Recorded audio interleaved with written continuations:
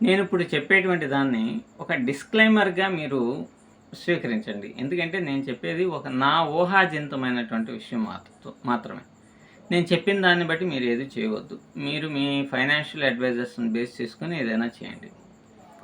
ఇప్పుడు నేను చెప్పబోయేదేంటంటే, స్టాక్ మార్కెట్‌లో కరెక్షన్ అనేటువంటిది జరగబోతుందా?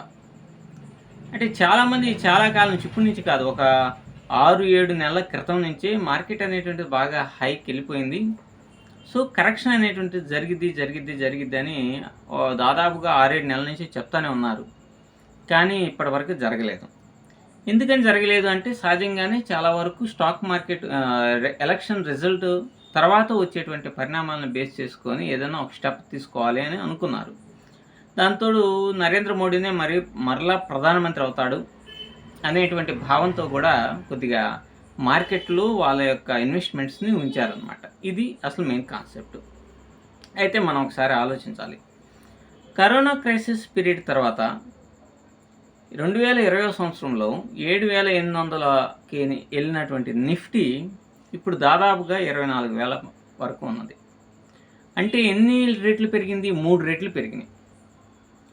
కొన్ని మిడ్ క్యాప్స్ విపరీతంగా, అంటే వాటి యొక్క కెపాసిటీని బట్టి కంటే ఓవర్ రైడ్ అనేటువంటిది జరిగింది ఏమో అనేటువంటిది ఒక ఆలోచన. ఎందుకంటే ఒక్కొక్క స్టాక్ యొక్క ప్రైజు దాదాపుగా 60%, 70%, 120%, 200% అట్లా కూడా పెరిగింది. ఫర్ ఎగ్జాంపుల్గా టాటా మోటార్సే తీసుకుందాం అనుకోండి. నిఫ్టీ 50లో ఉన్న టాటా మోటార్సే కరోనా క్రైసిస్ టైంలో దాని లోయెస్ట్ ప్రైస్ ₹73 టచ్ అయింది. ఆ తర్వాత ఈరోజు 4 ఇయర్స్లో దాదాపుగా ఎన్ని రెట్లు పెరిగింది. కాబట్టి వీటిల్లో ఇన్వెస్ట్ చేసినటువంటి వాళ్ళు సహజంగానే ఇప్పటికీ చాలా లెవెల్ వరకు పెరిగిపోయింది.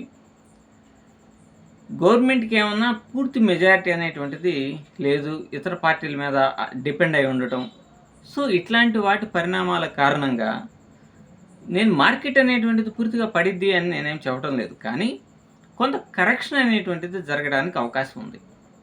భారతదేశం సహజంగానే ఇతర దేశాల యొక్క పెట్టుబడులను బేస్ చేసుకొని ఇండివిజువల్ ఇక్కడ ఎదగటం అనేటువంటిది కాకుండా, ఇప్పుడు ఇక్కడ ఉన్నటువంటి ప్రజలు దాదాపుగా ఎక్కువ మంది ప్రజలు ఉండటం, ప్రొడక్ట్స్ అనేటువంటివి సైక్లింగ్ పబ్లిక్ మధ్య జరగడం అనేటువంటిది చాలా అంటే చాలా ఎక్కువగా ఉన్నది. కాబట్టి ఇండియన్ ఎకానమీ అనేటువంటిది చాలా అంటే చాలా స్ట్రాంగ్గా ఉంది. కానీ మరొక వైపు మ్యూచువల్ ఫండ్స్, అలాగే ఎఫ్ఐఐలు, డిఐఐలు,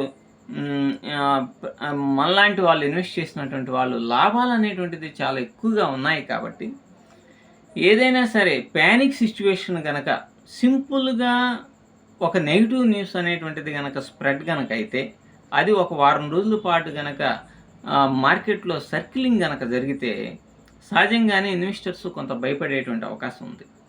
అరే, వచ్చినటువంటి లాభాలని పోగొట్టుకుంటామేమో అనేటువంటి భయంతో కనీసం వచ్చిన లాభాలని బుక్ చేసుకునేటువంటి అవకాశం ఉన్నది.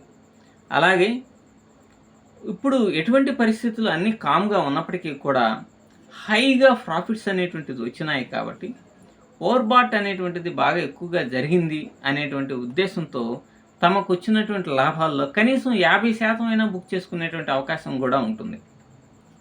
అలాగే ఏదైనా ప్యానిక్ సిచ్యువేషన్ వచ్చింది అనుకోండి, క్యాపిటల్ని అట్లా ఉంచేసేసి ప్రాఫిట్ మొత్తాన్నైనా బుక్ చేసుకుంటారు.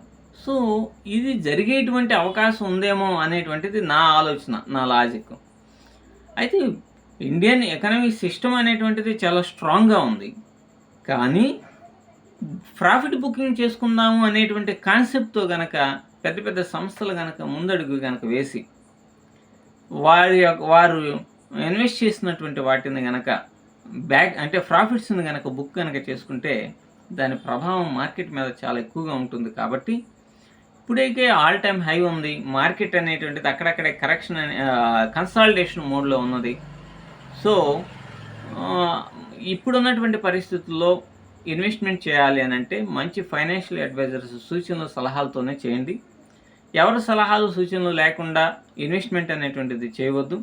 అలాగే ఏదైనా సరే చేద్దాము అనుకునేటువంటి వాళ్ళు ఫైనాన్షియల్ అడ్వైజర్స్ దూరంగా ఉన్నారనుకోండి, అంటే పెద్దగా వాళ్ళని కలిసేటువంటి వెసులుబాటు లేనటువంటి వాళ్ళు వీళ్ళు మాటలు నమ్మకుండా ముందు మార్కెట్ అనేటువంటిది కరెక్షన్ వచ్చినప్పుడు అది ఒక మంచి ఆపర్చునిటీగా మీరు భావించి డిప్ అండ్ బై బేస్డ్గా ఇన్వెస్ట్ చేస్తే బెటర్గా ఉంటుంది. ఇది నా లాజిక్ మాత్రమే. నేను చెప్పినట్టుగా మీరు ఎవరో కూడా ఇన్వెస్ట్ చేయొద్దు. మీ యొక్క ఫైనాన్షియల్ అడ్వైజర్స్ సూచనలు సలహాలతో మాత్రమే ఇన్వెస్ట్మెంట్ అనేటువంటిది చేయండి. నేను చెప్పింది ఒక్క లాజిక్ మాత్రమే. Thank you.